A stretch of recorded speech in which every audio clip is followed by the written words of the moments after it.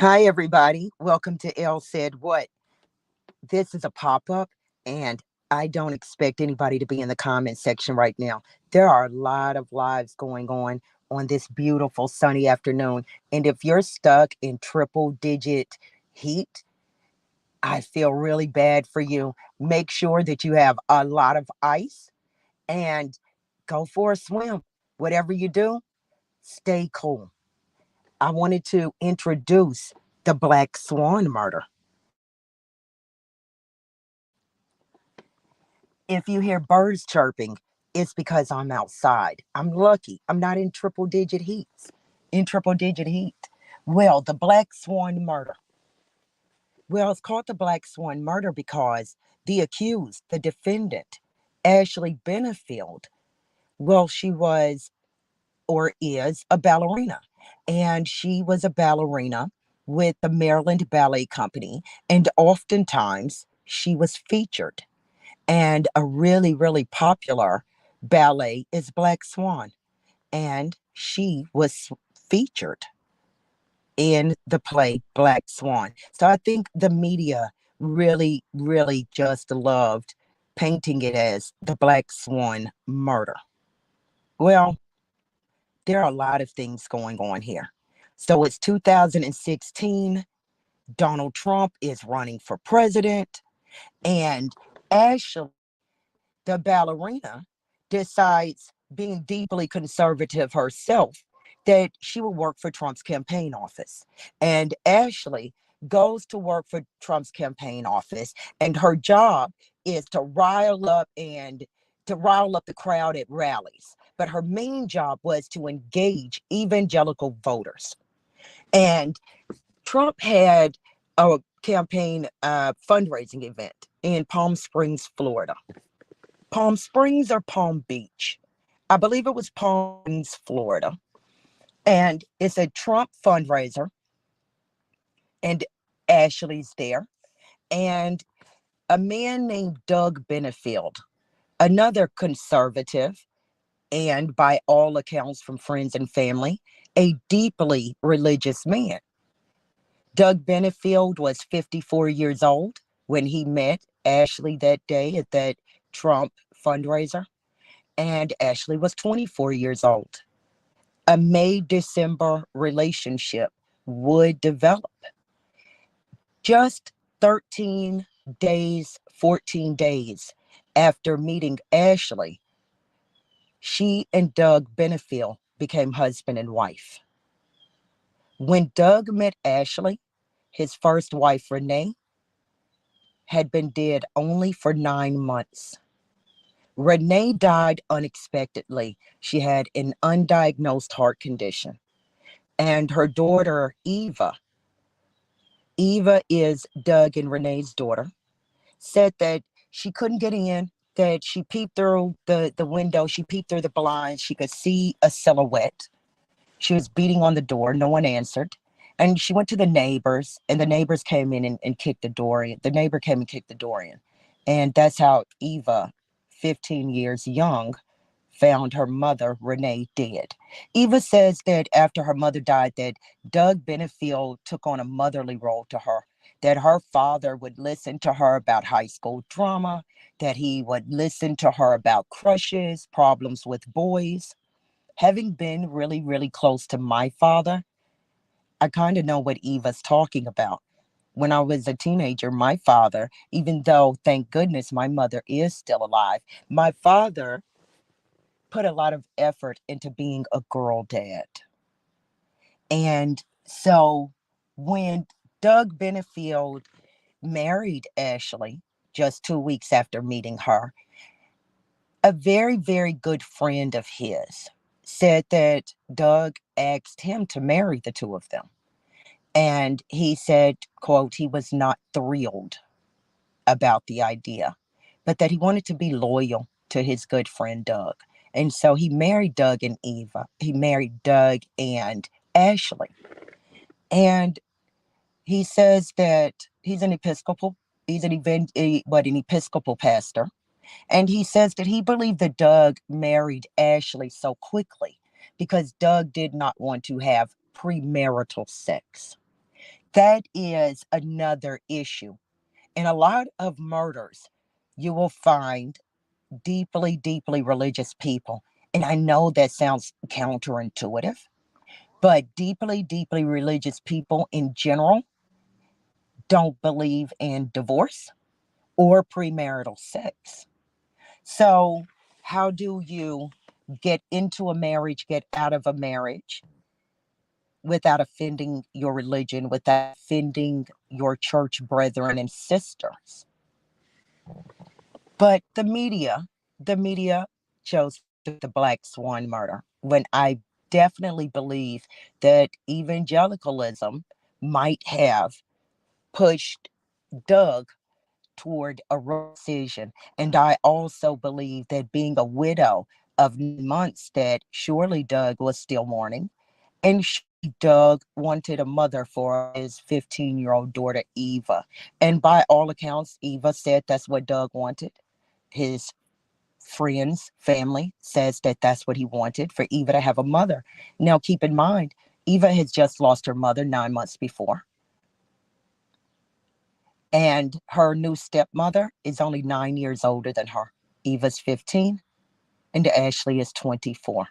I personally don't think that Ashley was old enough to take on a motherly role with Eva. I don't believe Eva was prepared for it in any event. And I definitely think that Ashley would have needed to be minimally 10 years older to take on a mother role. At 24, the most that she can do is be a friend girl or a big sister to her 15-year-old stepdaughter. Well, Tommy Benefield, spelled Tommie, Doug Benefield's cousin, says that as much as as Tommy knows that Doug loved Eva, Doug did not tell Eva that he was getting married. So she wasn't invited to the wedding. And one of his closest friends who performed the wedding said Doug didn't invite hardly anyone. So first comes love, then comes marriage.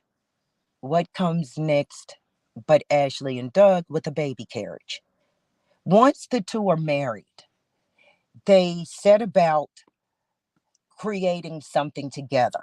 Ashley wants her own ballet company and she wants an inclusive ballet company. Ashley would like for men, women, from all walks of life, from impoverished neighborhoods, for instance, to be able to participate in ballet. And people from all over the world eventually would show up at this ballet company that Doug and Ashley opened in South Carolina. And I believe it was called the American Ballet Company. Well, that's not all Ashley wanted. She wanted an inclusive ballet company and she also wanted a baby. So the these people show up, the ballet dancers, to South Carolina, and they show up to the American Ballet School, and there's no Ashley. There's no Ashley. And Ashley had promised these ballet dancers health insurance. Hey, and where is she? Where is she? Ballet dancers are looking for shoes. They're looking for things that ballet dancers need. And one told CBS News that he said Doug would just go in his pocket and give him cash. Well, I'll tell you what Ashley was. Ashley had gone back to Florida. Ashley had become pregnant, and she said that her pregnancy was difficult, and she went back to Florida because in Florida, a mother could help her through her difficult pregnancy. I don't know if any entrepreneurs will come across this live, but you know how hard it is to get a new business off the ground. And as soon as this business opens, this ballet school or this ballet company, the expert in ballet, Ashley, is gone. And her husband and co owner, Doug, is left in charge. Doug did the best he could. How well do you think a Navy veteran who worked in intelligence, a tech expert, and an entrepreneur who had a restaurant and a tech business. How well do you think he ran that ballet company? Yeah, not well at all. So the ballet company is in trouble. Ashley is pregnant. And according to prosecutors, according to investigators in the state of Florida, it is when Ashley became pregnant that she began to lobby false accusations that investigations determined were completely unfounded against Doug Benefield, her husband. Ashley Ashley said that she believed that Doug poisoned her tea, and that if Doug poisoned her tea, maybe Doug did something to his first wife, Renee. Those are really serious allegations. How do you think Eva was getting along with her new 24-year-old stepmother that she didn't meet until after her father married her? Well, they didn't get along very well at all. And I read that tensions only got higher when Eva's friend girl, little teenager, Sydney, moved in. In fact, an argument got so bad between Eva and Doug and Ashley that Doug shot a gun into the ceiling. Well, Ashley, according to investigators, is already setting Doug up. She emails him. She writes him a letter saying that he's erratic, that he scares her, and that she doesn't want to be alone with him. And eventually, she's able to get a protective order against Doug in South Carolina. So she and Doug, they're separated, and they now have a little girl, Emerson. So Eva is a big sister. And Ashley and Doug began to fight over Doug being able to spend time with little Emerson.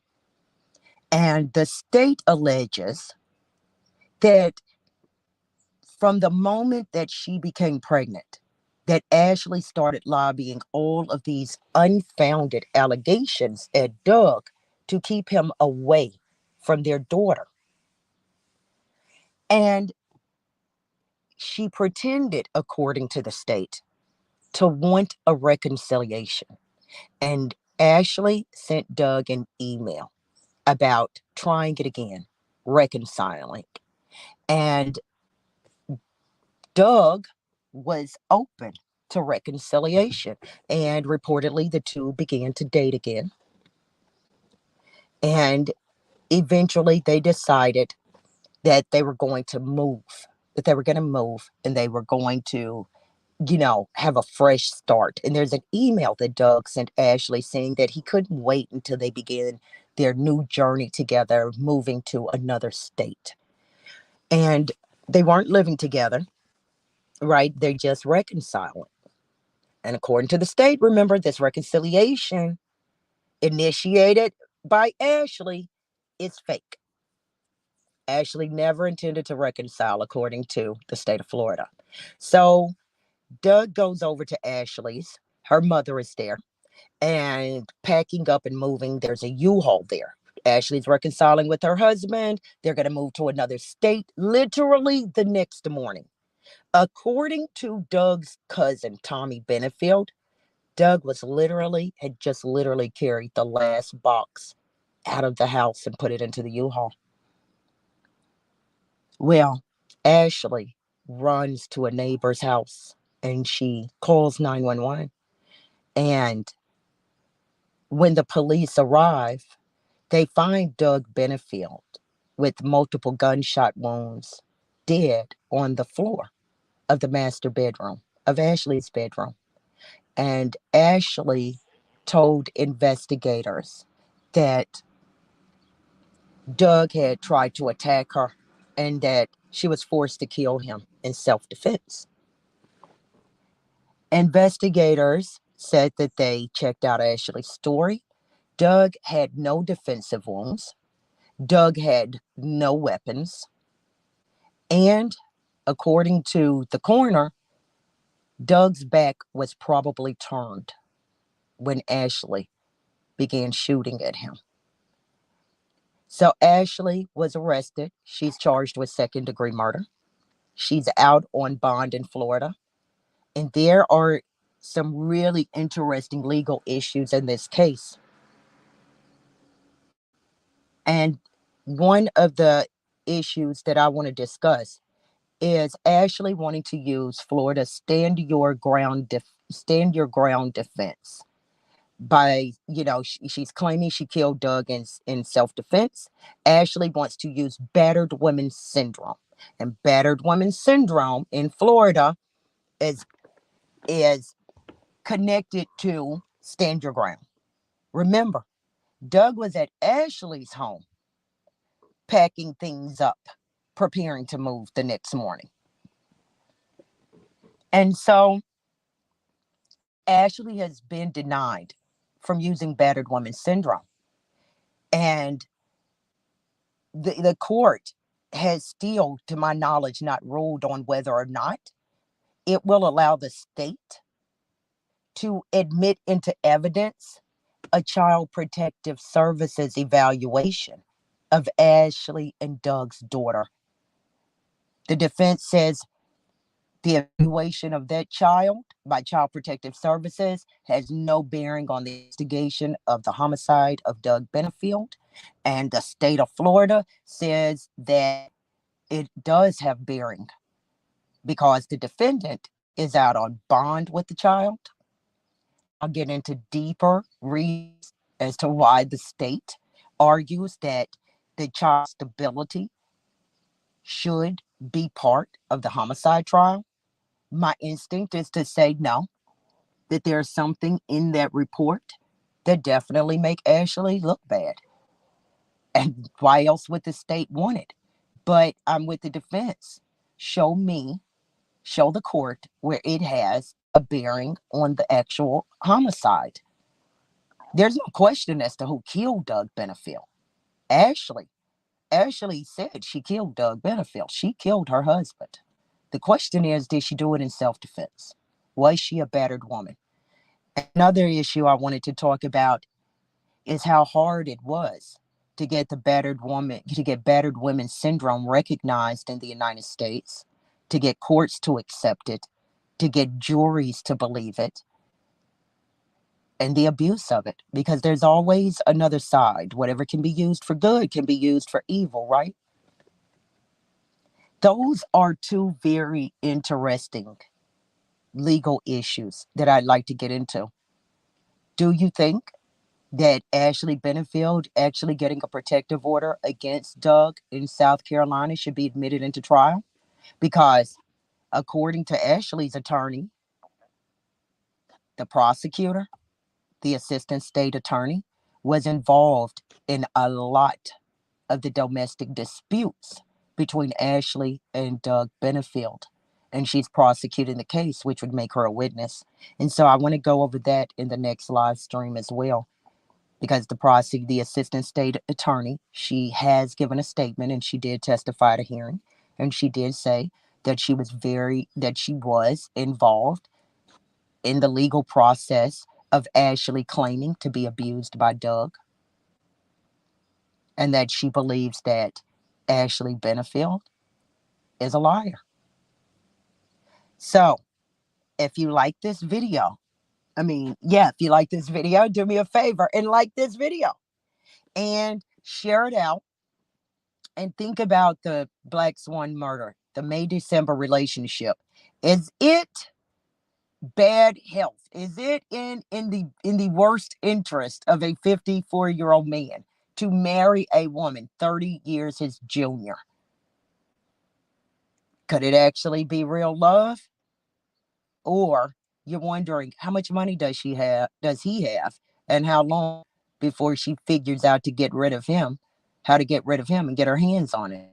Because I think a young, attractive woman with a successful and wealthy husband who's 30 years older, I think that woman automatically receives some stigma.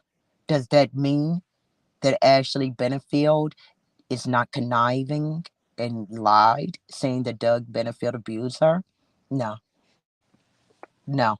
Just because there's automatic bias, in my opinion, against Ashley because she married a successful man 30 years her senior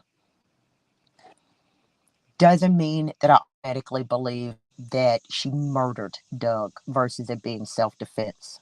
I'm going to do what you all should do. I'm going to do what we all should do. And I'm going to do what I hope a jury will do. And that is to evaluate the evidence and the facts of the case and then come up with a decision. So that's it. The abuse, the use and abuse of battered woman syndrome, a May December relationship, 30-year age difference, unequally yoked.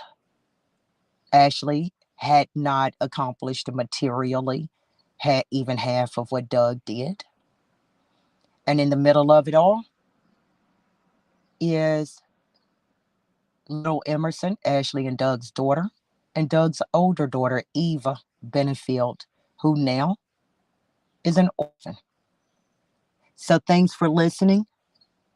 Subscribe, hit the notification bell, and I'll keep you all updated on the Black Swan murder.